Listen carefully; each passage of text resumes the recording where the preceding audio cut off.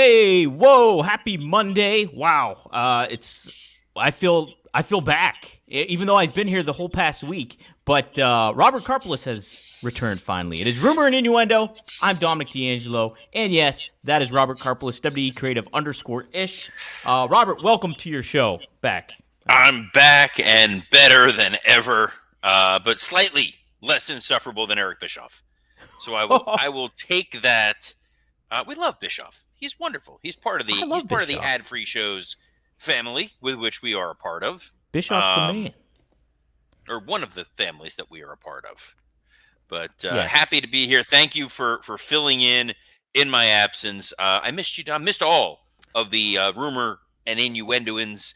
We'll say hi to some of the folks who are here. Jim Broderick says, welcome back, Robert. The Bubba Ray to Dom's Devon. You bastard. I don't know how to take that one. As I am, I think, permanently banned from the Busted Open world, which is weird. Are you really? It's the weirdest thing. I've been friends with Dreamer for 2 decades at this point. I've never met Bubba. And Dave LaGreca used to follow me on the Twitter gimmick, and Busted Open used to follow me on the Twitter gimmick, and then one day blocked. Wow. Blocked. Never interacted with him. Met him once at an MLW show. Seemed like a nice enough dude. Never tweeted, said anything to him. Gone. Blocked. Wow. Me and David Glicker are good buds. I don't know. Maybe I could facilitate something. Can you not do that with your hand ever again? That'd be ideal. Just stop with the dancing. I've been back for a minute. I'm already just all right. Let's say hi to somebody. I'm just excited, Robert. The Wrestling Old Head said, good morning, R&I. Another cinematic Monday with 2 dudes I call scarecrows because they are outstanding in their field. Yes. I will take that. And Jake, good morning. Welcome back, Robert. It is good to be back. I was away for work, and somehow at the noon corridor, nobody was talking to me about wrestling, Dom. That's really weird, Robert. I can't imagine. I can't fathom that. That's not an experience I would want to enjoy or anything to that effect. And you're in Flair country nonetheless. You were in Flair. I was in Flair country. I was in beautiful Raleigh, North Carolina. This is the problem with wrestling brain. Mm-hmm. Someone was like, "Oh, This is I have funny. to go to Greensboro for a meeting," and the only thing that popped in my mind was the Greensboro Coliseum. That's it. That is how I know geography is solely because of wrestling. I know where Wilkes-Barre, Pennsylvania is solely because of pro wrestling. Oh my! And yes. I know where you are, Dom. You're in Pittsburgh, and I'm in Florida. And San Martino country. Everywhere is San Martino country. Dude's got a bear hug around the whole country. We got a lot of stuff. We got a lot of stuff to talk about. According to the thing at the top, Roman Reigns and Cody broker a deal. We're going to talk the Raw preview. We're going to talk a little bit of AEW with a fairly surprising potential departure. Dom, I'm going to let you steer this ship. Where are we going, my man? Well, let me steer it back to you real quick. Since you've been gone a week, is there anything you do want to just touch upon real quick at the top, just because you didn't get a chance to cover it since you've been gone for so long? That's the thing about a week in wrestling. Once it's happened and done, you forget what's happened. It's true. You just kind of forget a little bit of everything. To date, there is no Warner Discovery deal officially announced, so didn't miss anything as far as that was concerned. You know, we got the Raw preview tonight, so everything that happened last week in Raw is kind of whoosh, gone. And it's Grand Slam this week. And Dynamite last week, they did an excellent Bryan Danielson, Nigel McGuinness video package. Yes. I will put that over strongly. It's what I've always hoped they were going to do with that ROH library, which is delve into the archives they have, make things feel historic, make things feel important without them being able to obviously touch on any WWE, WCW, EC footage. Yeah, you know, it made me think when I saw that, and I said this on the show on Thursday, was that, man, like, it feels like so many missed opportunities with that footage building up to even this moment. It took that long for them to make use of that kind of footage where you had all these stars from Claudio, from Christopher Daniels to, Samoa Joe, CM Punk for that time being. It's just like there was so many ways you could have made use of that footage, building a new brand, establishing it, and making it feel intriguing. It's nice that they did it here, but it's a little too late, I would say, Robert. Look, I'm happy they did it. We'll see how it goes from there. I'm not going to be like Mr. Negativity Dominic D'Angelo. I'm the positive guy of the duo here. That's right. Just like Mr. Positivity, Bubba Ray Dudley. No, but banned from busted open again now. Well, hey, something to be What? positive about is what went down on SmackDown. Their second show on USA Network here, and the big takeaway was that cinema segment between Cody Rhodes and Roman Reigns takes place at the Georgia Tech football field. Really cool feel to it all, nice vibe. And I mean, wow, if you want to say something that will really invest you into a feud and into a storyline, this was it, Robert. This was great stuff. Jeez, I almost swore because it was so good. Wow, you've been back. I've been back for like a couple minutes. You're already like, who are you, Marcus? I know. Like your awful brother Marcus D'Angelo with his I, foul I mouth. agree, Robert. I agree. Awful brother. Just he's like, we got the better D'Angelo. It's a low bar, but we got it. We got that cinematic situation with Roman Reigns and Cody, which I love because even though it was pre-taped, Roman Reigns still had an 11-minute entrance. He did. That's true. They pulled in. It looked like something out of Fast and the Furious. They were right, at the 50-yard line. I liked the narrative that they were telling. When you look at the three people who were involved in putting this together, it is no surprise that it's Jeremy Borash, Rob Fee, and Paul Heyman. Those three elements are all interweaved within this this promo, this presentation. Heyman was responsible for the dialogue, the idea of a I've lost everything. I being Roman Reigns, you're helping me here, Cody. I'm surprised because you do have what to lose, but regardless of what happens here, I'm coming for that title. Like that, really enjoyed that presentation. Borash, who I believe is sort of the unsung hero for a lot of those final deletion matches in TNA. Yep. He did the graveyard match that The Undertaker and AJ Styles were a part of. He's really got an eye for how to make these things look unique and special, utilizing the drone footage, the way that the slickness of it. And then you have Rob Fee. Rob Fee, who did a number of really great presentations, most notably the Bray Wyatt footage, the Wyatt 6 stuff. It's three great storytellers. The only note, my working stiff co-host Scott Chapman and I both definitely agreed on this. The music underneath this made this feel a little cheesier than it needed to be. When you hear wrestlers talking in wrestling talk without a crowd, it can come across like a bad B movie. And I think it gets a little bit of a pass because wrestling is elevating itself as an art form. There's going to be some growing pains, but I love this creative swing that they're taking. I love the way this looks so different, and I'm excited to see where this goes going forward. Me too. I think a big takeaway from this whole Roman Reigns and Bloodline thing is throughout the weeks, Solo Sikoa has been diminished, and so has the Tonga twins when it comes to Tama Tonga and Tonga Loa. It's just they've been kind of all right. We've seen that they're capable of being beat even just by Cody Rhodes, and now we have Roman Reigns in the mix. It kind of feels lesser than now. Fatu obviously feels like a big deal still, but I think that has been a major tipping point of this thing where it kind of rocks the boat a little bit in regards to what you want to convey. But this got me like reinvested in a lot of the ways of what the story between Roman and Cody more so than the story between Roman and Solo.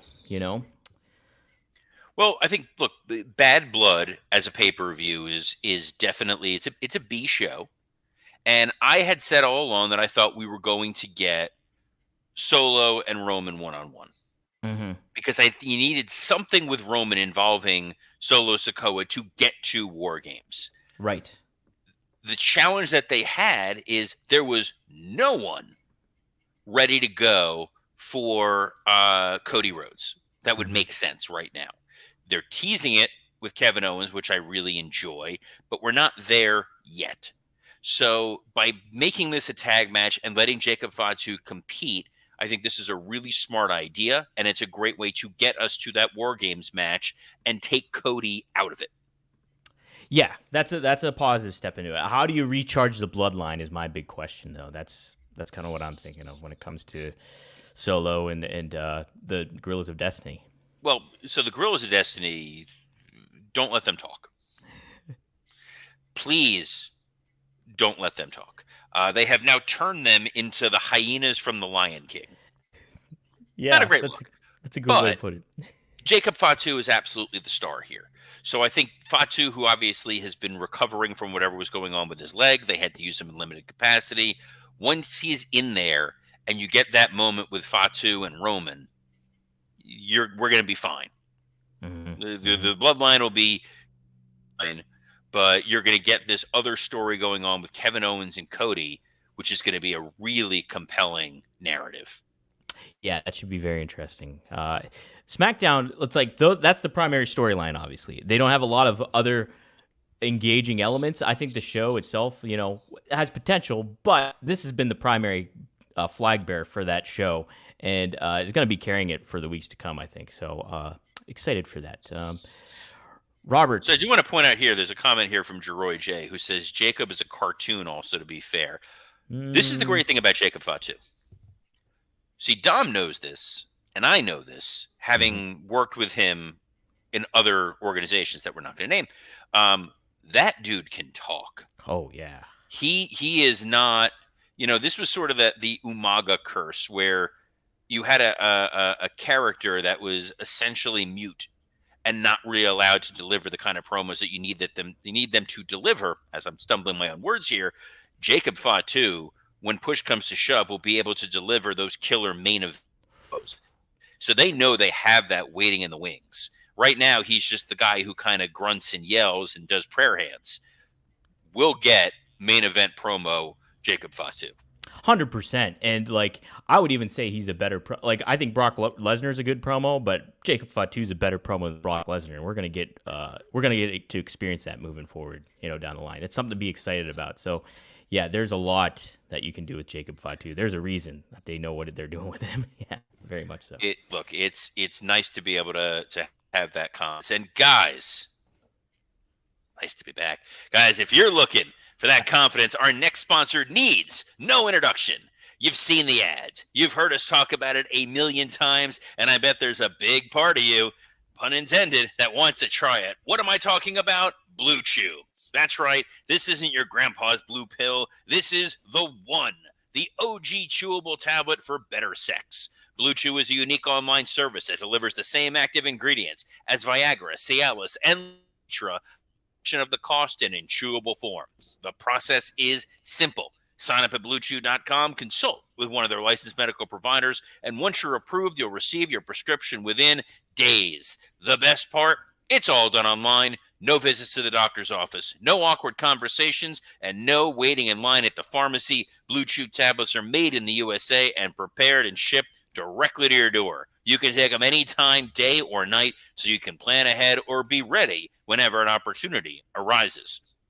Blue Chew wants you to have better sex. Discover your options at BlueChew.com. I may have been away for a week, but there is one thing that is consistent and always works, and that's our friends at Blue Chew. I miss getting to just yell this randomly during meetings over the last week, so I'm happy to be here because Blue Chew wants the entire country rock hard. They told me that's the mission. They will not stop until every man is bricked up like a brick house, till every tent is pitched, till every rod is raised. Discover your options at BlueChew.com.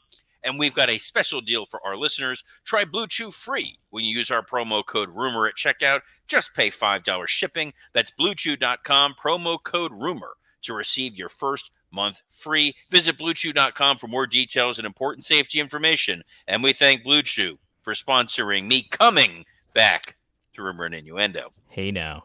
Yes, thank you, Blue Chew, and thank you, Robert, for such a lovely segue. Will Miro be thankful for AEW if they release him? Robert, I talked about Speaking of releases, oh wait, no, sorry, we just did it. Damn it! No, let's do another read. Why not? No, BlueChew.com, promo code RUMOR. Yeah, Miro, I spoke on this on Friday, but Miro requested his release from AEW. Has not been granted, as we know yet, but we haven't seen Miro in months. I talked about the pretty obvious missteps that AEW took with Miro, and I'm sure takes two to tango kind of thing when it comes to maybe the relationship and what have you. Don't know all the details behind that. But Robert, just want to get your perspective on Miro's tenure in AEW, the missed opportunities, and what the future could potentially hold for him. And what do you see in him moving forward? Sure. Any more questions in the middle of No, that? that's it. I Okay, like throwing a whole bunch that's at you fine. at We're good. once. Yeah, we're good. We're good. Yeah, Look, we're good. Miro was one of those guys. Miro, Andrade, Malachi Black.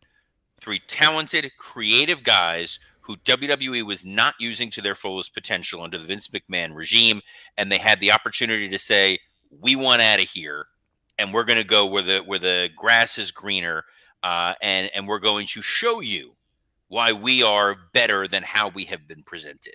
So there was an excitement to those guys leaving WWE to AEW to be able to blaze a path forward that says creatively, if you're not fulfilled where you are in WWE, go to AEW.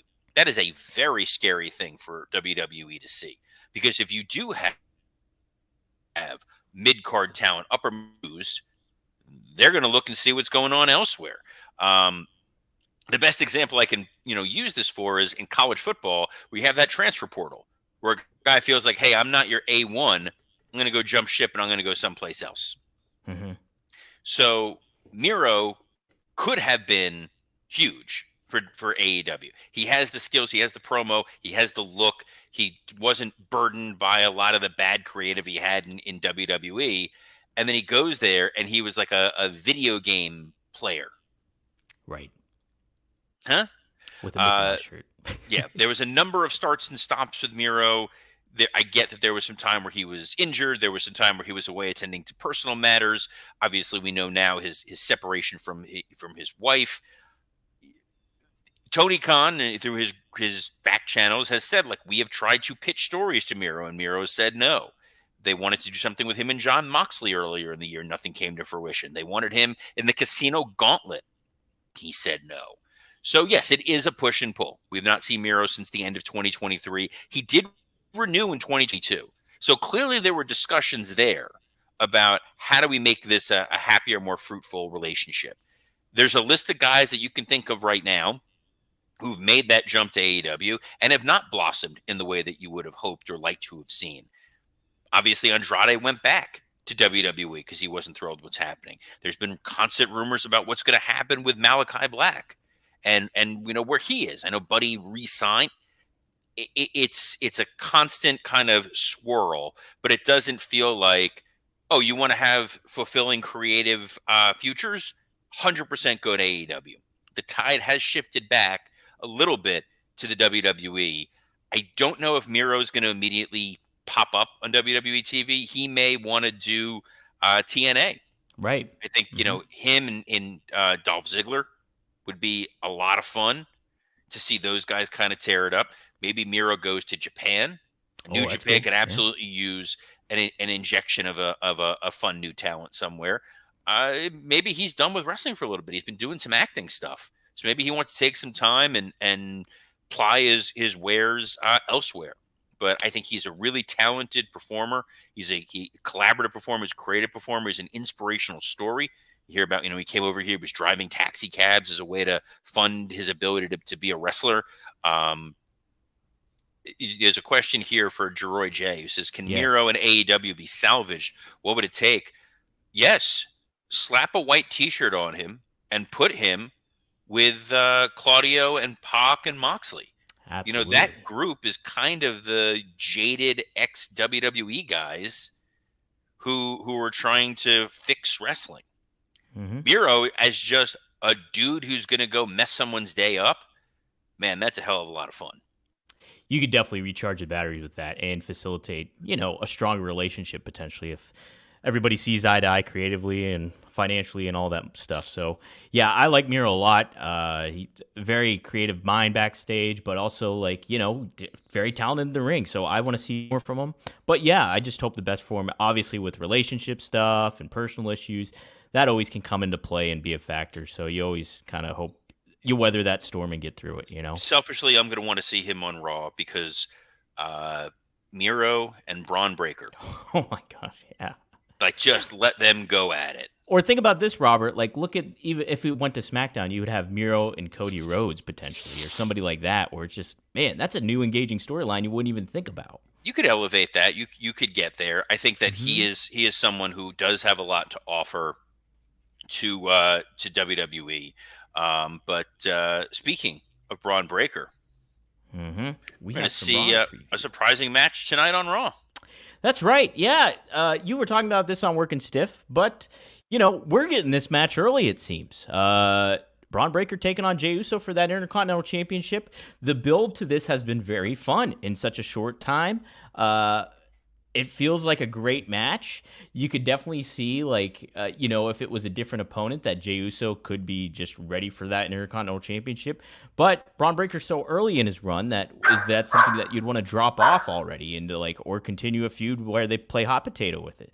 There's some potential here. But Robert, yeah, what do you think of that match so early and before Bad Blood takes place? So I think for Bad Blood, they really kind of have an embarrassment of riches of potential matches they could be putting on that show. They have still not yet announced Sami Zayn and Gunther. They're at 5 matches so far. 5 has been the magic number for these B show PLEs. So maybe they're planning on pushing Sami and Gunther down a couple extra weeks. I'd be surprised, but there is always the possibility. You've got the intensity of the feud with Braun Strowman and Bronson Reed that feels like a Bad Blood kind of match. And then you have the Mishin Chelsea Green dumpster match, which could have been a Bad Blood match. So I thought for sure we were going to see Braun Breaker, Jey Uso on the PLE. It's not. It's here on Raw. I got to imagine there's going to be some sort of storyline implication going forward with this. I'd be surprised if you just beat Jey Uso clean and don't have a path forward for him. But it's a very strong main event going up against Monday Night Football. So I think Yes. WWE is cognizant that, hey, we still have to, compete against the NFL, and we need to give you a compelling reason to tune in. And this is a very, very compelling match. It is. The games aren't like amazing tonight for the NFL. It's just like the Commanders are playing, and but it's a doubleheader game, so who knows? Like it's still competition either way. I got to be honest, I got to even look and see what the games are for Monday Night Football tonight. Oh gosh, it's the matches aren't or the matches. The games aren't that intriguing, but Oh, uh, it's Jacksonville and Buffalo. So it's Tony Khan going up against Raw. how about that? Yep. Wow. Yeah, so there you go. We do have Sami Zayn taking on Ludwig Kaiser, though, to speak to your point about him and Gunther. And Kaiser coming back in this role and kind of being teased at almost conflicted when it comes to his relationship with Gunther. Pretty engaging elements they've incorporated into this story as they build to Sami versus Gunther again. So they're doing on Raw similar to the story they kind of teased on SmackDown with Jacob Fatu and Solo Sikoa, where Cody was like, "Hey, Jacob, I'll give you a shot. You deserve that shot. How long are you going to be in this guy's shadow?" Ludwig Kaiser is a guy that they are extremely high on, Yeah. and I've been seeing shifts in him over the last several months, even before his injury, where I'm going, this guy is really putting it together on his own. And when you have him wrestling Sheamus, and you have him wrestling Randy Orton, and you have him wrestling Sami Zayn, those are all votes of confidence for guys who are going to go back and say, yes, this is a guy you need to really invest in. He's got a good look. He's great at promos. He's great in the ring. There was a hateability to Kaiser, which is good. I think that he is someone that is really going to take Raw to another level in that sort of upper mid card heel. It's an insane embarrassment of riches, and there feels like there's a competition between a lot of the younger guys that are on Raw, healthy competition, but trying to be, the next guy. Braun Breaker, obviously trying to be that next guy. Bronson Reed stepping up what he's doing. Pete Dunne of late has been given an opportunity to really step up and knock it out of the park. You're not allowed to be a freeloader on No. Raw. No, And Dragunov, too, is another name. Dragunov's Ilya another name. Dragunov, who's been lesser and lesser used, but even when he gets his opportunities, he maximizes his minutes. They do have a nice core of guys who feel urgent, who feel like I need to be used right now. It's something I wish on the other channel, our friends in AEW were more focused on, making it feel like that same sense of urgency that you can have amazing talent, but if it doesn't feel like there's this sense of immediacy, they can just kind of feel like they're going through the motions. On Raw, before they even switch to 2 hours, it is, I want as much opportunity as I can once you scale back time and there's only 120 minutes to utilize these guys, a lot of folks are going to get bumped. Yeah, right. The stakes get higher, but that elevates the competition and the level that people will want to portray themselves at and have that opportunity to maximize those minutes, like you said. Something that we have everybody's been maximizing their minutes with has been Drew McIntyre and CM Punk in this feud. So proud of you. I knew that was the next thing, and I'm like, how's he going to get there? What's our transition going to be? And you did, yes. Thank you. Yes, Punk cut an intense promo, a different tone of a promo as he built towards this match. We know that tone. Mm-hmm. That is. I was there for that tone. Yes, that is the all-out promo tone. Give him a miniature cupcake. Give him some that weird spin drift stuff, and that was literally who we had on Raw last week. It is. I'm old. I'm tired. I work with children. F the Pittsburgh Penguins. I got that too. I'm okay with that. I'm not. But who cares? But yes, I think that Punk set the right tone last week. My wife doesn't want me to do this. My sister doesn't want me to do this. Friends are begging me not to do this. I don't care. I'm going to go in there and I'm basically going to kill you. And then Drew gets to, do whatever Drew's going to do this week. I think that you really can't go any higher than where we're at for the anticipation for this Hell in a Cell match. It is a strong main event for this show, and I like that they've been keeping a little distance with these guys. Yeah, I think that's been a good component of this because both guys have shown that they're capable of handling this storyline on their own. Like when it comes to, hey, Drew's not here this week, Punk, you take the reins, and now potentially this week we'll see Drew just do that. Will we see Punk tonight? I don't know, but I'm still excited for it either way, even if we don't get Punk. So they've done a really nice setup with this. It is exciting knowing the news that they'll be moving to 2 hours instead of eventually here. So that's pretty cool to kind of think about. But yeah, Robert, should be a fun Monday night. It'll be fun. Last little snippet of breaking news. Friday, October 25th at 1 p.m. Eastern, WrestleMania 41 tickets will be going on sale.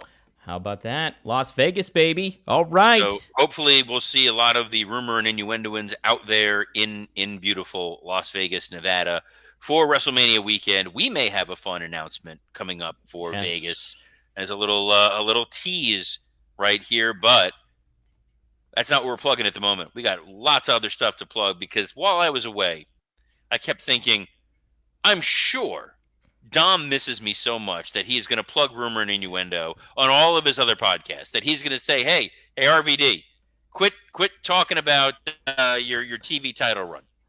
We got to plug this.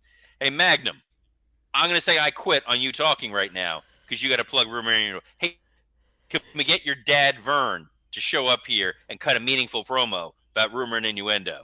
Hey, Fonzie, let's call it down the middle and talk Rumor and Innuendo.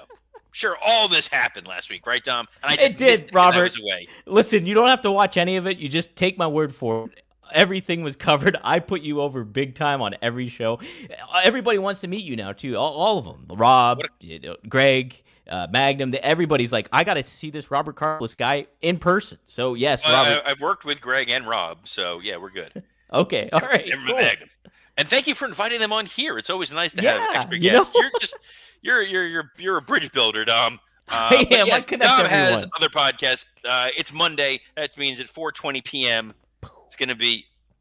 Actually, Robert, tonight it's different. We're live tonight. We're live 9 p.m. During Raw. During Raw, we're going up against Raw. Do you know who your target audience is? We're aware. Okay. But we got a big announcement coming up that Rob has to make. That'll be live tonight at 9 p.m. Eastern Standard Time. Tune on while you're tuning into Raw at the same time. Get a little split screen action. Little split screen going down. Some good stuff we're going to talk about. Rob was busy in Iowa, but we got a big announcement coming up. So take a look for that. I don't think it's possible for someone to be busy while they're in Iowa. Isn't that? That seems like counter, whatever, redundant almost. Oxymoron. How dare you? Well, you know who's not an oxymoron is Scott Chaplin. Scott Chaplin and I host Working Stiff. Since I was away on the road last week, Scott and I recorded a special edition of Working Stiff that got posted on Saturday, where we did talk all the news of what happened last week in wrestling. So if you missed having me here and you want to get my thoughts on a lot on Raw, AEW, SmackDown, it's all up there, available on iTunes, Spotify, and the like. And Scott and I just recorded our Patreon, which is in your inbox, Tom, and should be I posted downloaded it. any moment. Mm-hmm. Where we did a special Patreon exclusive, high spot, low spot, which was a hell of a lot of fun. But Dom, we will be here every Monday through Friday at noon Eastern on a plethora of platforms, including the WWE Creative _ish X account, the SC Scoops X account, and on YouTube on ad-free shows, Rumor and Innuendo, and Working Stiff. So on behalf of Batman, Hey. yay, I'm Robert Karpolis. Best of luck in your future endeavors. Gotham Green, go Jets. Heck yeah. Stop that.